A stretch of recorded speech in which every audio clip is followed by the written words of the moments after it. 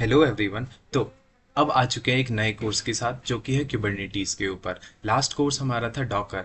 अगर डॉकर का कोर्स देखना चाहते हो तो मैं लिंक प्रोवाइड कर दूंगा डिस्क्रिप्शन में, वहाँ से देख लेना। क्योंकि बिना उसके क्यूबरनेटीज हो सकता है समझ में ना आए, पर मैं ट्राई करूंगा कि वहाँ की भी चीज़ें थोड़ी थोड़ी यहाँ पे कवर कराएं, ताकि कोई भी चीज़ छूटे ना। ठीक है, तो स्टार्ट करते हैं क्यूबरनेटीज से। तो सबसे पहले जानते हैं क्यूबरनेटीज होता क्या है।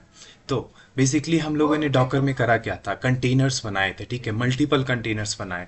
अब मल्टीपल कंटेनर्स बना के ऐसे ही छोड़ देंगे, उसको मैनेज करने वाला भी तो होना चाहिए। अब मल्टीपल कंटेनर्स में मल्टीपल सर्वर्स होंगे, मल्टीपल सर्वर्स को कैसे कैसे मैनेज कराना है।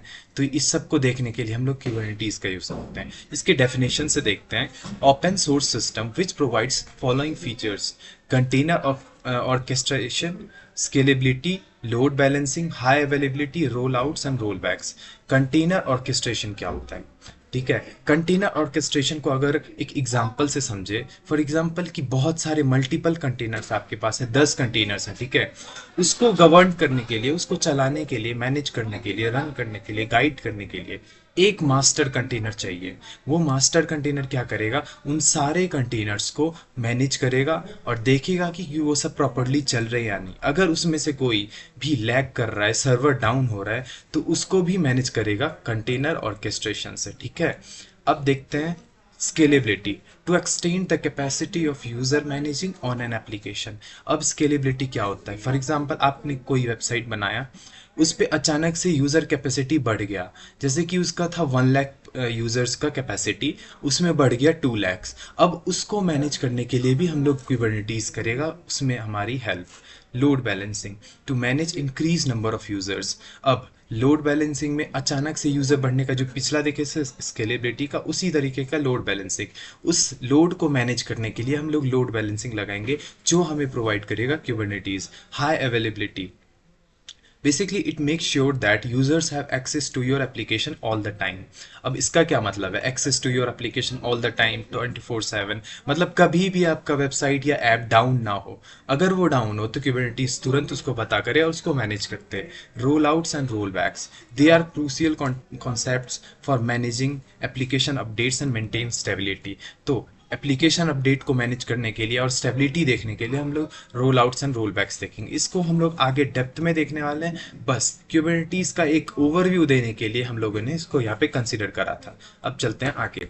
अब वाई टू यूज के इट्स। ठीक है, अब क्यूबरनेटीज को हम लोग शॉर्ट में के इट्स भी बोलते हैं। ठीक है, अब देखते हैं के इट्स क्या होता है। कि इट को समझने के लिए हम लोग एक एग्जांपल लेते हैं। फॉर एग्जांपल आपके पास एक वेबसाइट है, वो किसी वजह से डाउन हो गया, क्रैश हो गया। तो आप उसको किस तरीके से मैनेज करते थे? आप मल्टीपल सर्वर प्रोवाइड कर दोगे। आप देख सकते हो कि अगर सीबीएसई की वेबसाइट क्रैश होती है तो वहाँ मल्टीपल सर्वर्स आ जाते हैं, सर्वर 1, सर्वर 2, सर्वर 3, इस तरीके का। तो उसमें से आप कोई भी सर्वर सेलेक्ट करो। अब क्या होंगे, यूजर्स जो ट्रैफिक आ रहा था उस वेबसाइट पे, वो अब डिस्ट्रीब्यूट हो जाएगा, वो मल्टीपल सर्वर्स में जाएगा, कोई 1 में, 2 में, 3 में, ऐसा करके डिस्ट्रीब्यूट हो जाएगा। उससे क्या होगा, पहली बात लोड बैलेंसिंग होगी। दूसरी बात, जो सर्वर क्रैश हुए, मान लो कि एक क्रैश होता था तो एक पूरा का पूरा वेबसाइट डाउन। अब यहाँ मल्टीपल है, 9 है, उसमें से कोई एक क्रैश भी हो जाए तो कोई बात नहीं, बाकी 8 हैं। तो इस तरीके से K8 हमारी उसमें हेल्प करेगा। तो लेकिन इसमें एक प्रॉब्लम आ जाती है। क्या प्रॉब्लम आ जाती है? फॉर एग्जांपल एक बड़ी कंपनी है, बड़ी कंपनी जैसे कि गूगल। गूगल में आप एन नंबर ऑफ यूज़र्स हैं हमारे, वहाँ पे हमारे एन नंबर ऑफ नोड्स लगेंगे, एन नंबर्स ऑफ सर्वर्स लगेंगे। अब वहाँ तो 2 लाख 3 लाख नहीं आ रहे, वहाँ तो 20 करोड़ 100 करोड़ लोग आ रहे हैं। उसको कैसे मैनेज करेंगे? इतने बड़े मल्टीपल नंबर ऑफ यूज़र्स को कैसे मैनेज करने वाले हैं? तो वहाँ पे हमें क्यूबरनेटीज़ हेल्प करेगा। इसको हम लोग समझने वाले हैं क्यूबरनेटीज़ आर्किटेक्चर से। ये क्यूबरनेटीज़ आर्किटेक्चर हमें सब क्लियर कर देने वाला है। ये जो हमारा मास्टर है, इस ये गवर्न करता है हमें मल्टीपल नोड्स को, और ये सब मिलके, ये पूरा जो प्रोसेस है, इस सब मिलके बनता है क्लस्टर। क्लस्टर के अंदर हमारे मास्टर और जितने भी नोड्स हैं वो रहेंगे। यहाँ मान लो कि ये गूगल का है और ये एन नंबर ऑफ नोड्स हैं। अब वो कैसे वर्क करेगा उसका स्ट्रक्चर समझते हैं। अब ये जैसे मास्टर हुआ अपना, अब मास्टर के अंदर देखते हैं क्या है। तो कंपोनेंट ऑफ मास्टर को देखने से पहले जो सबसे ज़्यादा ज़रूरी चीज़ है वो है पॉड। पॉड क्या होता है? It is an environment which can run 1 और more containers and share the same resources. अब क्या है, ये एक तरीके का इन्वायरमेंट प्रोवाइड करता है, एक एक तरीके का सोसाइटी मान सकते हो, जहाँ पे एक से ज़्यादा कंटेनर्स हैं और वो सेम रिसोर्सेज शेयर कर रहे हैं। मतलब कि उसको हर एक कंटेनर को हर एक रिसोर्सेज देने की ज़रूरत नहीं है, वो लोग एक ही रिसोर्सेज से काम चला लेंगे, वो एक ही जगह से पानी उठाएंगे और एक ही जगह से काम करेंगे। अब कंपोनेंट्स ऑफ की इट्स मास्टर नोड। अब देखते हैं एपीआई सर्वर। इसके अंदर आता है एपीआई सर्वर सबसे पहले। It provide CLI to us, CLI command line interface. अब देखो, तुमने क्यूबरनेटीज रन कराना है, उसको कमांड देना है, तो उसके लिए एक CLI तो चाहिए, तो वो गवर्न करता है हमारा एपीआई सर्वर। अब शेड्यूलर क्या है? Assign node to newly created pods. Scheduler हमें नोड्स प्रोवाइड करता है टू न्यूली क्रिएटेड पॉड्स। अब देखो, इतने सारे नोड्स हैं, ठीक है, multiple n number of nodes हैं, उसमें से कौन से नोड प्रोवाइड करने हैं हमें पोर्ट्स फॉर्ट्स को, वो हमें असाइन करता है शेड्यूलर की। वो अलाइन कर देता है कि पहले ये नोड जाएगा, फिर ये नोड, फिर ये नोड, इस तरीके से। अभी हो सकता है कि कुछ चीज़ें ऊपर से जा रही हो, पर इन सब टॉपिक को हम लोग डेप्थ में देखने वाले हैं नेक्स्ट वीडियोस से। तो अभी तो ये ओवरव्यू इंट्रोडक्शन है, ताकि इंटरेस्ट जगे इस क्यूबरनेटीज में, तो इस तरीके का। ETCD, it stores information about all cluster data such as pods, nodes and containers। तो ये सारे इंफॉर्मेशन को कवर करता है हमारा, जैसे कि pods, nodes and container. Nodes servers होते हैं, कंटेनर्स तो हमने शुरू से देखा है डॉकर में। कंटेनर्स में हमारे सारे डेटाज होते हैं, सारे रिपोजिटरीज होते हैं। तो इस तरीके से ETCD सारे इंफॉर्मेशन को स्टोर करता है। अब कंट्रोल मैनेजर क्या करता है फिर? To detect the problem and resolve it. Control manager basically एक तरीके का, आप बोल सकते हो, एक हेड है। वो सारे प्रॉब्लम को डिटेक्ट करेगा और उसको रिजॉल्व करने का कैपेसिटी भी रखता है। अब देखते हैं आगे। ये रहा हमारा मास्टर नोड का। मास्टर नोड में क्या क्या चीज़ें होती हैं जो नोड को गवर्न करती हैं, मतलब कि इस सबको चलाती हैं। तो ये स्ट्रक्चर होता है मास्टर नोड का। अब नोड के अंदर क्या होता है? नोड को कौन चलाता है? नोड को चलाता है kubelet, pod, cube proxy, container run time. अब क्यूबलेट क्या करता है? Agent make sure that containers running in pods. अब ये एक तरीका का एजेंट है, मतलब कोई लड़का बैठा है वहाँ पर और वो गवर्न कर रहा है, मेक श्योर कर रहा है कि हमारा जो कंटेनर पॉट्स में रन कर रहा है तो वो सही तरीके से चल रहा है या नहीं, उसका कनेक्शन सही तरीके से बना है या नहीं। अब पॉड तो हम लोगों ने देखा था, container run in a pods. हाँ, कंटेनर जो हमारा है वो पॉड में ही रन करता है, एक तरीके का इन्वायरमेंट में ही हमारा वो कंटेनर। पॉड्स क्या था? इन्वायरमेंट। अब उस इन्वायरमेंट में ही हमारा कंटेनर रन कर रहा है। Kube proxy maintains network rules. तो ये नेटवर्क रूल्स को, नेटवर्क मैनेजमेंट को ये देखेगा क्यूब प्रॉक्सी।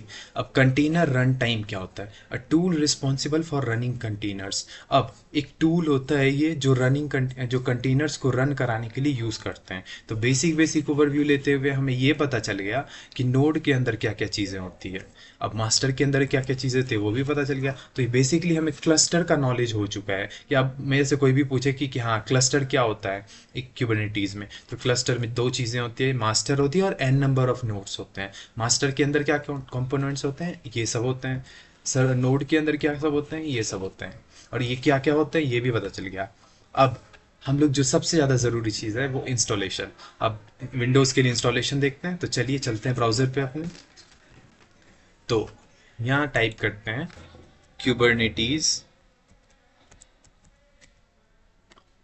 kubernetes install.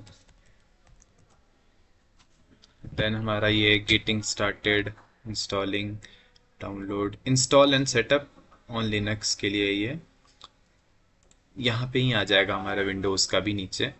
तो ये install and setup cube CTL on Windows. तो हम सबसे पहले करने वाले हैं इंस्टॉल ऑन विंडोज़ यूजिंग चॉकलेटी, स्कूप और विंगेट। ये सब माइक्रोसॉफ्ट के टूल्स हैं। तो यहाँ नीचे गए और हमने इस पे क्लिक करा और यहाँ चॉकलेटी पैकेज मैनेजर स्कूप, तो यहाँ चॉकलेटी पर करेंगे और ये एक नया वेबसाइट पे लेके जाएगा। और यहाँ पे जब फर्स्ट टाइम जाओगे तो ट्राई इट नाउ करो, और ट्राई इट नाउ के बाद दो स्टेप्स हैं। यहाँ इंडिविजुअल पे क्लिकड है तो इंडिविजुअल पे जाओ, करो कॉपी, जाओ Windows PowerShell as administrator and then run, और ये रन कर देगा। तो ठीक है, तो ये हमारा इसने रन कराया। अब नेक्स्ट स्टेप है हमारा वापस से उस वेबसाइट पे जाना, बैक करो, और ये हमारा चौको इंस्टॉल CLI कॉपी और पेस्ट, और ये इसको इंस्टॉल करेगा। अब ये थोड़ा सा टाइम लेगा। अब ये यस पूछ रहा है, यस इंस्टॉल। अब ये थोड़ा सा टाइम लेगा, ठीक है, कोई बात नहीं लो। तो ये हमारा इंस्टॉल हो चुका है CLI।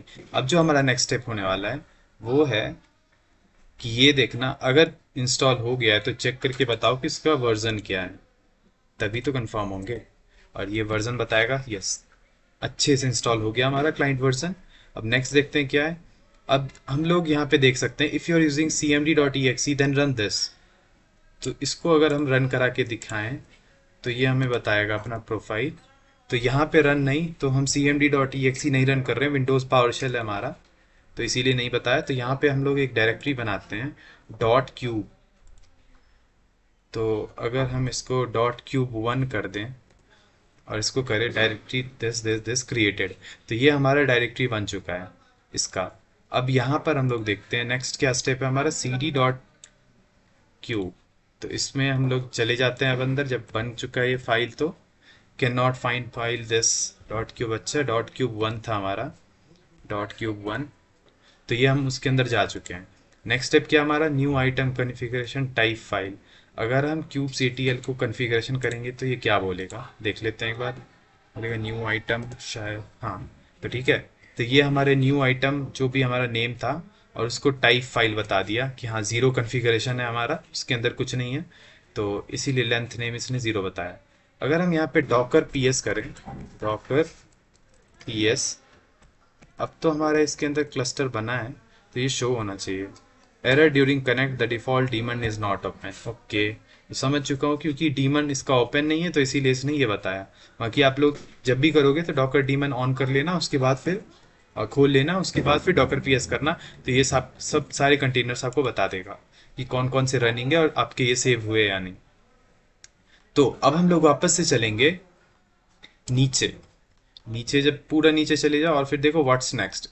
अब इसके आगे हमारा इंस्टॉल मेनीक्यूब, अब इसमें जाएंगे और यहाँ देखेंगे विंडोज़ के लिए विंडोज़ सेलेक्ट, बाकी सब कुछ सिलेक्टेड। .exe नहीं, चॉकलेटी कर रहे हैं हम लोग, और यहाँ इसको करेंगे कॉपी और विंडोज़ पावरशेल पे गए और पेस्ट, और ये हमारा इंस्टॉल होने लगा है।